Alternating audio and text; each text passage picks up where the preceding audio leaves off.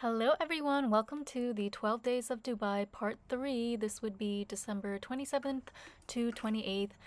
Now, if you've watched the first two parts of this series, you'll know that me and my friend, we covered quite a bit of ground in our first 2 days in Dubai. We hit the ground running, so naturally our pace slowed down just a little bit. By this point, we were tired, okay? I'm not even gonna lie. But yeah, so this is my outfit for the day. Basically, the main plan was to go to Urla restaurant, take cute pictures, and eat bougie food. Urla is in a dress hotel downtown. This was my second time going there, so obviously I already knew that the ambiance, the food, everything was just the vibes. The website description says that it's seafood, but I think it's more fusion, a little bit of everything, like mainly Turkish and Japanese inspired fusion. And here, this is just the bathroom in a dress hotel. What kind of tourists would we be if we didn't stop to take pictures in a fancy hotel bathroom?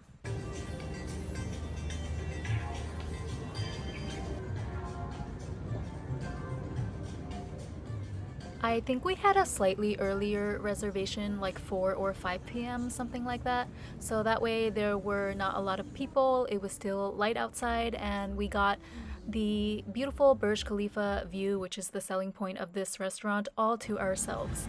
It was amazing.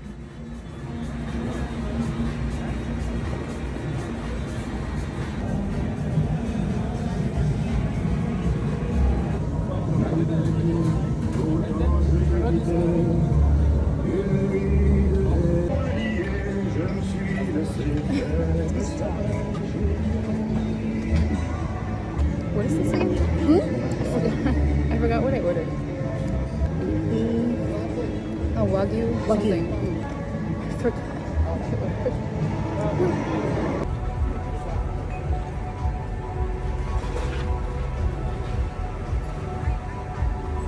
Very slowly.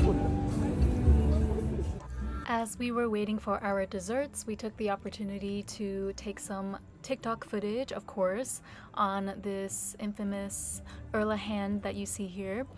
The other thing I like about this restaurant is that the staff is actually very friendly. They'll encourage you to go take pictures with, the tree, the hand.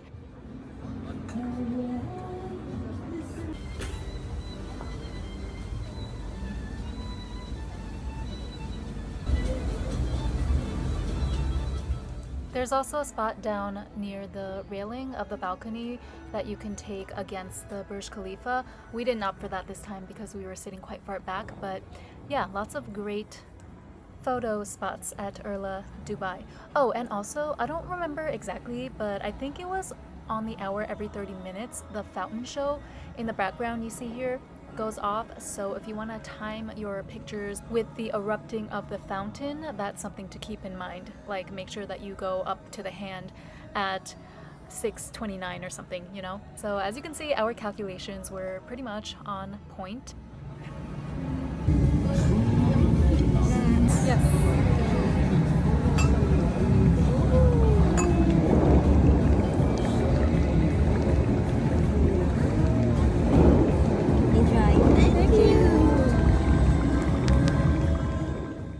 The dessert tasted as heavenly as the presentation was, although I do have to say, I think it was because my main course was a bit heavy. I had the Wagyu steeped in this like rich, almost mashed potato sauce, so I was a little bit on the verge of feeling sick after this meal. Not because the food was bad or anything, just because of the heaviness and the mixture of the Wagyu with the desserts and whatnot.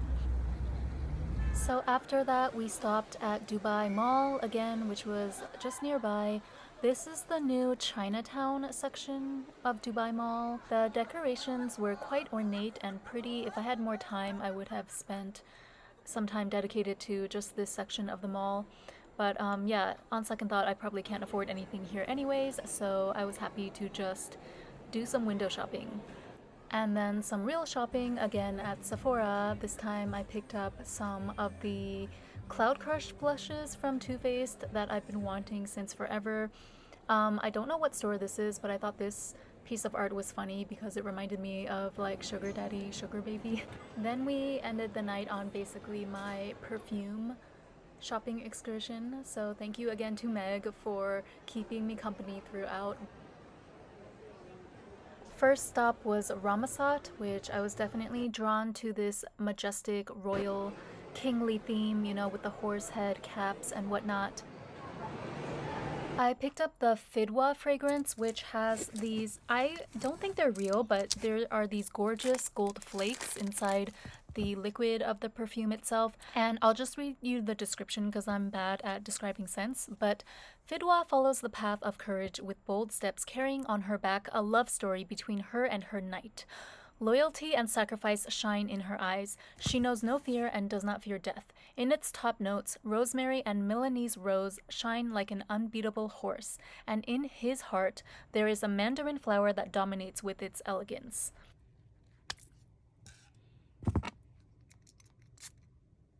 So this is definitely like a smokier, woodier scent than I typically go for. It has cedar wood notes in it, and yeah, I'm obsessed.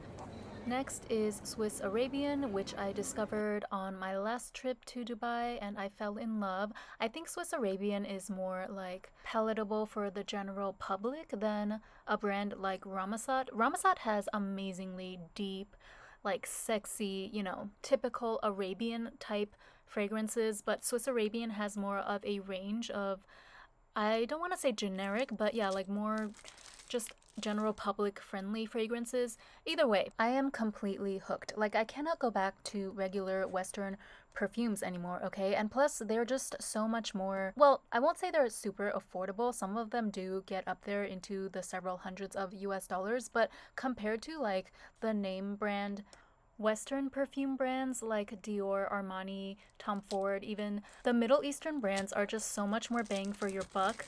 The fragrances themselves, you can tell right away, they're so much richer and more layered than the generic Western brands. So yeah, the 3 perfumes I'm showing you here I picked up on my last trip in October, and the newest addition that I made to my collection this time was the Spirit of Valencia. This one is so spicy. Oh my goodness, it must be the spiciest fragrance that I've ever owned. It's also extrait de parfum, which I believe is the highest concentration of like pure perfume that you can get in a bottle. But yeah, this fragrance is like that perfect mix of fruity and musky for me. Let me just read you some of the notes.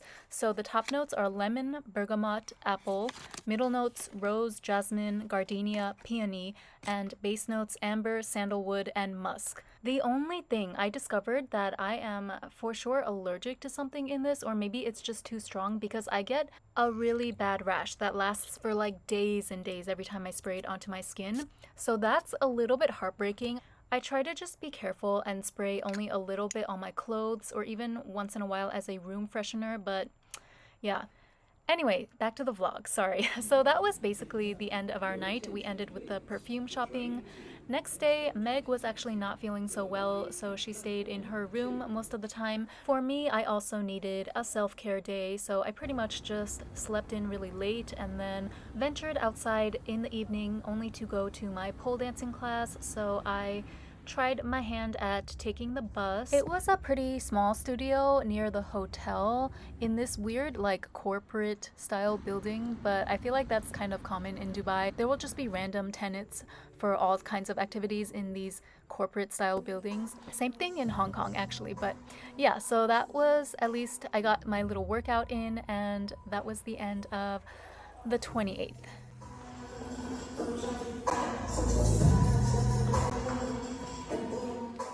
After the lesson was over, apparently the entire class had planned a little New Year's party, so they kindly allowed me to sit in for a while.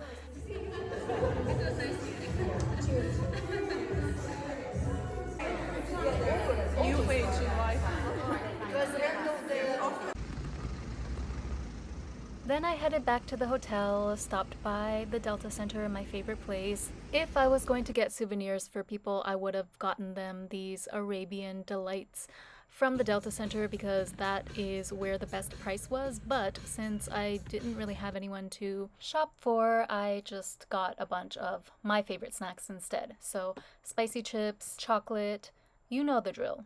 And here I am just waiting for my Kareem order to come in. I got this really good salad. I'm obsessed with Middle Eastern style salads and dressing. I wish they had them here in Tokyo, but alas.